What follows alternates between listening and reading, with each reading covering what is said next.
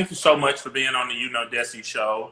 Thanks. Um, I admire your work on, I've seen you on the Oval, seen you on the Bobby Brown show. You know what I'm saying? So, and from my understanding, you're from Dallas, Texas. Is that correct? Yes, I am. Little known fact. I spent less than a year there when I was born.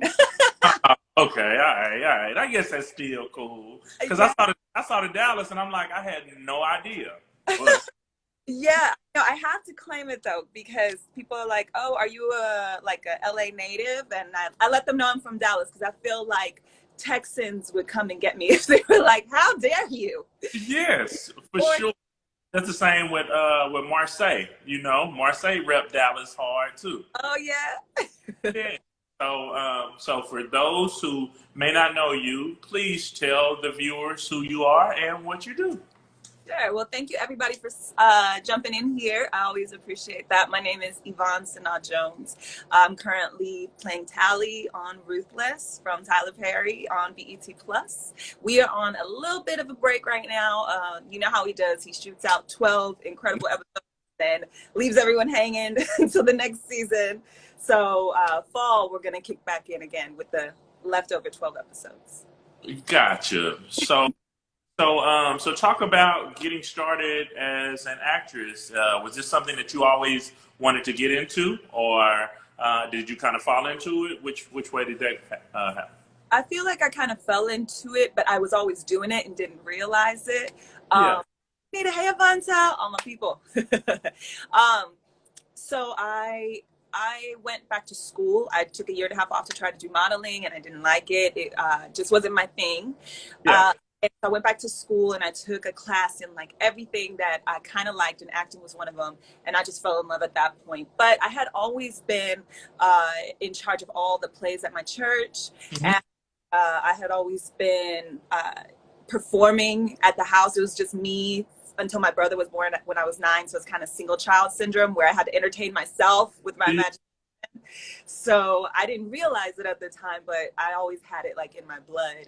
And then I declared it my major, got my master's in it, just did the whole nine. Cool. And what school did you go to? I went to Cal State Long Beach for my bachelor's and University of South Carolina, Gamecocks, for my master's. So talk about the scene and getting into the business. Obviously, you were in LA, and then you spent some time in South Carolina. So yeah. So where did you kind of get your first big break? I would say. Honestly, I feel like Tyler Perry's been my first big break. I went to school, I graduated, I came back, I had a commercial agent the entire time I was in school. So that was about 10 years, honestly, from grad all the way through grad and coming back here. But then I got a TV film agent, FSC Talent, love those ladies over there. And then Liberation's my manager. So I had them for about the last 4 to 5 years now. Okay. Mm-hmm. And that was when I first booked. I've been booking co-stars, so like the ones you had been mentioning. So honestly, Bobby Brown was big break number 1. I had just quit my job. I had just quit my job in January, and by March, I was in Atlanta filming the Bobby Brown story. So it was such a blessing. Yeah. Yeah. So that was the big break because that was the first role that was more than just a co-star. Yeah. And then a year later was when I auditioned for this and booked a recurring, and then he turned it into a spinoff and made me a series regular. And I was just like, oh, thank you, Jesus. That's really great. And I know you shot Bobby Brown in Atlanta, and Ruthless and the Oval shoots in Atlanta as well, right? Has been so good to me, Dessie. I love Atlanta. Yeah. Yeah, I love the culture there. Yeah, I thought you were in Atlanta now. So I know I probably was sending you a bunch of Eastern Standard Times, because I know you shoot both shows there. I had to go like, what's Central in Pacific Standard Time? Yeah. Yes, definitely. No, Tyler shoots very quickly. So we were done in 2 weeks, 24 hours in 2 weeks. Oh wow, yeah, I've always heard that, and I had someone on from one of his other shows, Sisters, and so And so, yeah, they talked about how fast he's just turning them out. You know what I mean?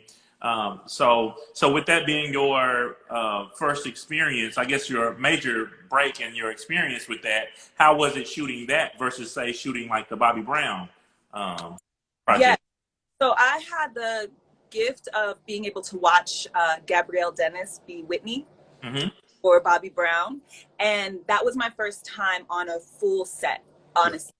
So I feel like that was such a gift because, you know, she was #1 on the call sheet. I got to see how she worked with Kyle, our director, how she worked with Woody. Everybody was wonderful, like a family. So that's the same on both sets. But I feel like that really prepared me to then, you know, be a series regular and be a recurring for the Tyler Perry, for Oval, and then for Ruthless, being able to be in Atlanta, but also watch Yeah. and be in a lot of scenes that I was in, but I wasn't the lead for. So it's a great trajectory. I don't regret it at all. Yeah. Much better than just getting thrown in to the pool. Right. Yeah. And how has the response been with the spinoff? Because I know the Oval got so much press and everything from that, you know, from working with Tyler and everything like that. So how has the response been since it turned into the Ruthless? Man, the response has been amazing. So, like, I saw some people on here, like Avanta, and I have other people who are always on these lives, and I'm so, so grateful for them. There have been a bunch of Ruthless fan pages that have popped up Mm-hmm. with several thousands of members, and they know that I just jump in and sneak in sometimes to see, like, what's the word on the street about Tally. But everybody really enjoys it because it's something different than what Tyler's done before. He's stepped out of the box.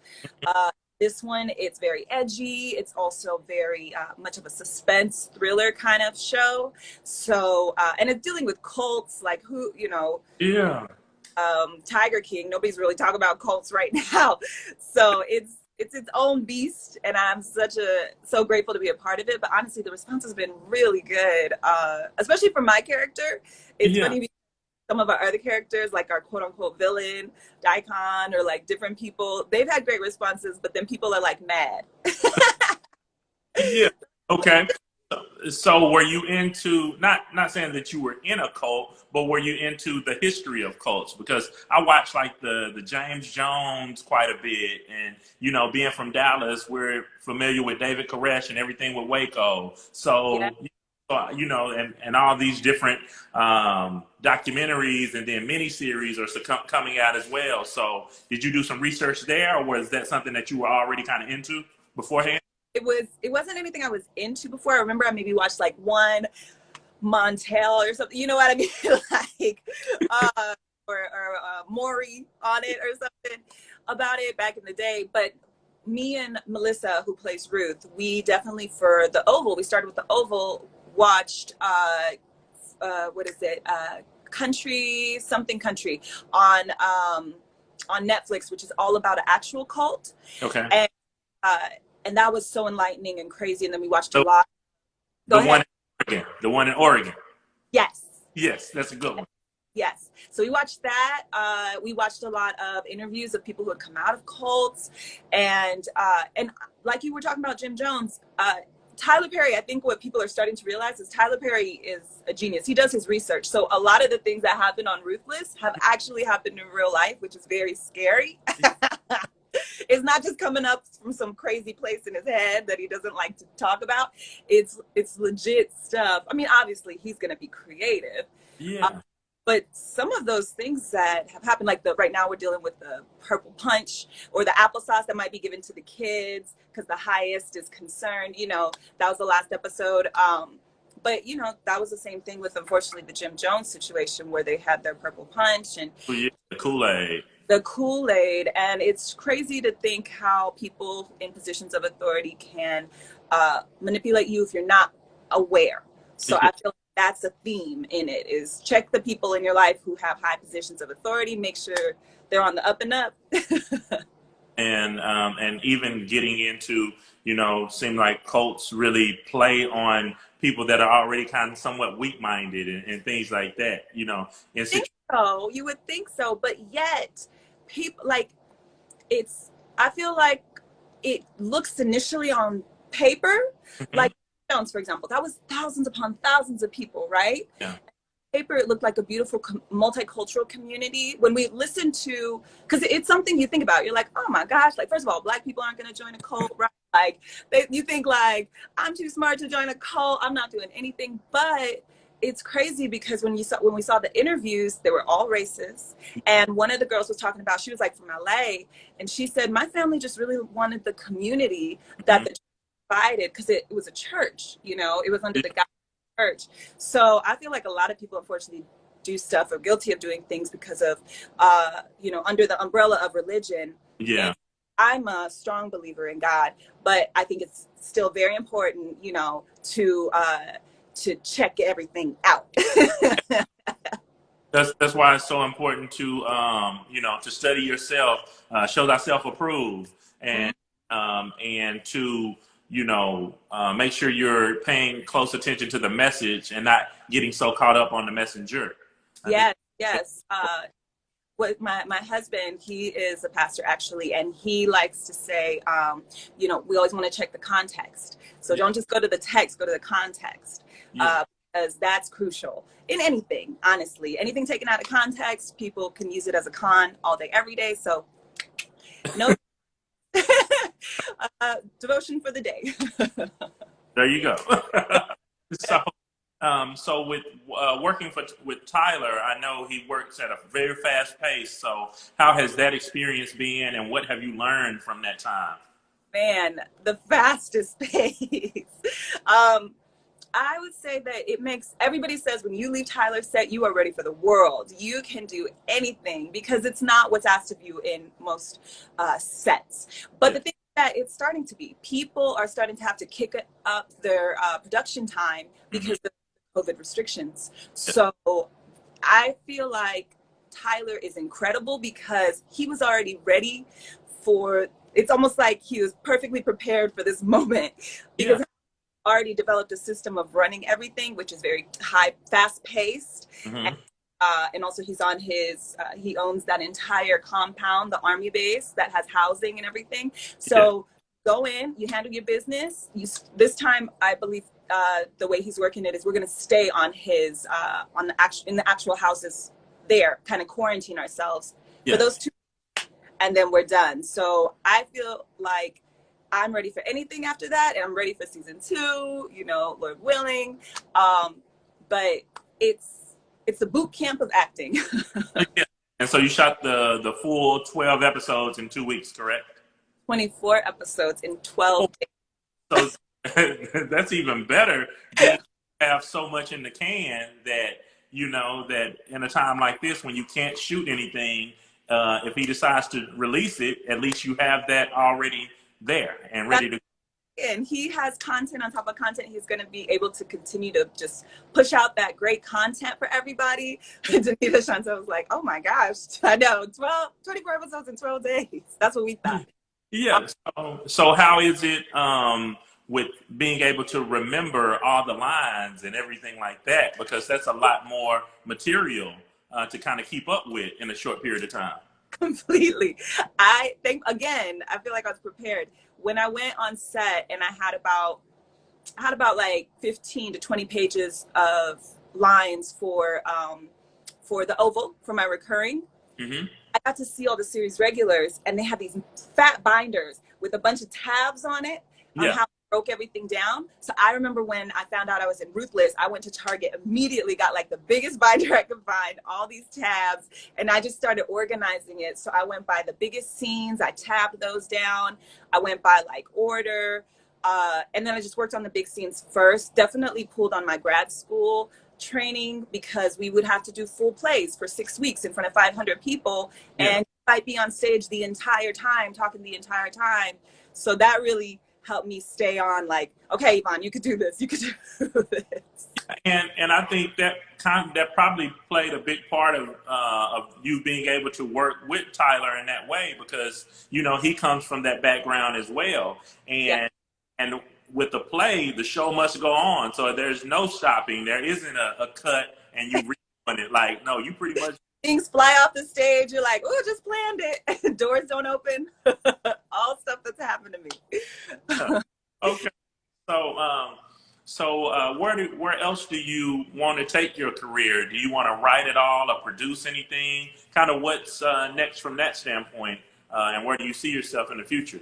Yes, my husband and I, we have a production company, MFB Entertainment. My father's business is that's the acronym for that. And so we love the idea of creating content, putting people in our films or producing films for people that talk about the things we want to talk about, inclusivity, just diversity, and also encouraging pieces, but they also have to be very good to watch. So Yeah. too fluffy. I come from the action background. I love action films and things blowing up and fight scenes, everything. So there's going to be a lot of that in there. Because, I mean, you still get a message. You still get encouraged from watching the Avengers. I mean, who wasn't ready to cry their eyes out at the end of the last one, right? Uh-huh. Because good is winning. So producing for sure. I see myself directing. I work with kids. I've taught high school with a nonprofit for about 6 years now, and I always direct our plays and stuff. And I've been doing it since I was a kid. So probably directing Okay. would be next up. Yeah, that's really cool, and in times like these, it is very important to to be as versatile as possible. So, and no one is going to tell our stories better than us at the end of the day. That's Yeah. why it's been so amazing that what Tyler has done, and so like I really love everything that you're doing, and if people want to follow the show or follow you and everything else that you have going on. I know you've been going live more frequently lately. So how can they do so? Please tell people. Yes. Well, I see some people were like, would love to collabo. Definitely, I answer pretty much all of my DMs. As long as people aren't coming in there creepy, I'm answering all my DMs because I really appreciate the love that people have been showing our show during this time. So Instagram is honestly the number one best way to contact me. You can see my Insta handle up there, Yvonne Senate. But yeah, I love, a lot of people ask me about how to break into the business, how to make it work in Atlanta, how to get seen by Tyler. And so I have like a cut and paste section of my notes because I Yeah. respond to everybody, but it's pretty much the same answer depending on what it is and stuff. But so I respond to everybody. As long as, like I said, they're not coming in like creepy. And go ahead and and talk about one of those steps that if a young actor that wants to get into the business, what's a couple of things that they can kind of do to break in? Sure. I'm a big two things. I think you need to be in class, whether that's you getting your master's, your bachelor's, or just taking audition courses. There's a technique to it. Just like, you're not just going to become an Olympian ice skater by just jumping out and kind of winging it. You know what I mean? They're able to make it look easy because they spend a lot of time training on the technical side of things. And so be in class. And then also agents. I'm a fan of having an agent. And for me, a manager has worked well. It kind of let me have a tag team to it. But whatever works best for you. I know some people don't. I mean, think about it. Like 10% of nothing's nothing. First off, fair 10% for my agent and my manager if it's from something that they've booked me on. So those are the main things, and then you just got to stick with it. You got to just stick with it because it's going to take time for the usually it takes time. You might luck out, who knows? But if that's if you only have endurance for that luck out moment of like, in a year, I'm gonna be a star. And that's all you plan for, when that year hits, it's gonna be tough. So just realize it's gonna be a lifelong thing. It'll be after babies, it'll be before babies, it'll be when you're older. It's its own life. Right. So endurance is the number one thing. Yeah.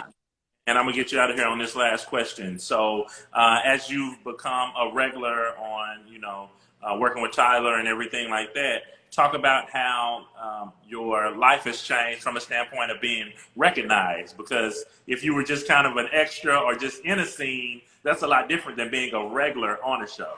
That's true. You know what though? I feel a little bit like I don't know yet because check it. My husband was just talking about that. We've been going out with masks, so Oh, unless you, like really know my eye, yeah. most people aren't gonna know. So I've kind of been using it to my advantage and not really like having to do the whole like glam up thing or anything to go to the grocery store and stuff. I feel like I did tell him though, I feel like once we get into Atlanta, because there's a big Tyler Perry base there, Yeah. that who knows, you know, because when we were out there with Melissa, we were in Ross and she was getting recognized like crazy from the Oval. So she was like, oh Lord, I got to put at least some concealer on and like do my brows. So, like, yeah. Yeah. So, and I saw you had Tara next. So that's the one who said collabo. Tara? Yeah. Yeah, absolutely. She's up next. So I would love to chat with her through our DMs and stuff. So I'll reach out. yeah, for sure. So thank you so much for being on the show, and I look so forward to your career expanding more and more, and I'll definitely be in touch with you as well to see how we can collab on different projects as well. I would love that, Dessie. Yes, please, please do. We got to make our own stuff. So yes, thank you so much for the invitation. I really appreciate it. Thank you, and I hope you have a great day. You too. Stay safe. Thanks, guys. Bye.